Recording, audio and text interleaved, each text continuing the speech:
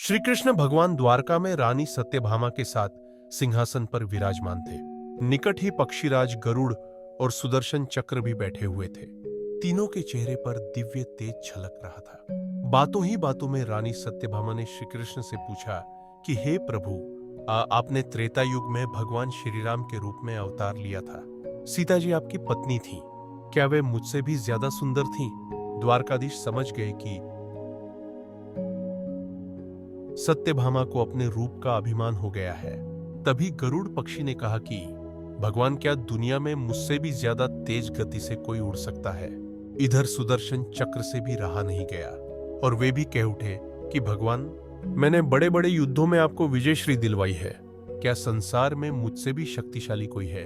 भगवान मन ही मन मुस्कुरा रहे थे। वे जान रहे थे कि उनके इन तीनों भक्तों को अहंकार हो गया है और इनका अहंकार नष्ट करने का समय आ गया है। ऐसा सोचकर उन्होंने पक्षीराज गरुड़ से कहा कि हे गरुड़, तुम हनुमान के पास जाओ और कहना कि श्री राम माता सीता के साथ उनकी प्रतीक्षा कर रहे हैं। गरुड़ भगवान की आज्ञा लेकर हनुमान को लाने चले। इधर श्री कृष्ण ने सत्यभामा से कहा कि देवी, आप सीता के रूप में तैयार हो जाइए और स्वयं द्वारकाधीश ने राम का रूप धारण कर लिया। मधुसूदन श्री कृष्ण ने सुदर्शन चक्र को आज्ञा देते हुए कहा कि तुम महल के प्रवेश द्वार पर पहरा दो और ध्यान रहे कि मेरी आज्ञा के बिना महल में कोई प्रवेश न करे। भगवान की आज्ञा पाकर चक्र महल के प्रवेश द्वार पर तैनात हो गए। गरुड़ ने हनुमान के पास पहुंचकर कहा कि हे वानर श्रेष्ठ, भगवान राम माता सीता के साथ द्वारका में आपसे मिलने के लिए प्रतीक्षा कर रहे हैं। आप मेरे साथ चलें, मैं आपको अपनी पीठ पर बैठाकर शीघ्र ही वहां ले जाऊंगा। हनुमान जी ने विनयपूर्वक गरुड़ से कहा, आप चलिए, मैं आता हूं। गरुड़ ने सोचा, पता नहीं यह बूढ़ा वानर कब पहुंचेगा।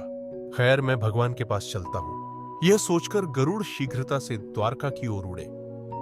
पर यह क्या, महल में पहुंचकर गरुड़ देखते हैं कि हनुमान जी तो उनसे पहले ही महल में प्रभु के सामने बैठे हैं। गरुड़ का सिर लज्जा से झुक गया। तभी श्री राम ने हनुमान से कहा कि पवन पुत्र, तुम महल में कैसे प्रवेश कर पाए?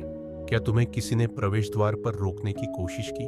हनुमान जी ने हाथ जोड़ते हुए सिर झुकाकर अपने मुंह में दांतों के बीच दबे सुदर्शन चक्र को निकालकर प्रभु के सामने रख दिया। हनुमान ने कहा कि प्रभु, आपसे मिलने से मुझे इस चक्र ने रोका था, इसलिए इसे दांतों के बीच में दबाकर मैं आपसे मिलने आ गया, मुझे क्षमा करें। भगवान मन ही मन मुस्कुराने लगे।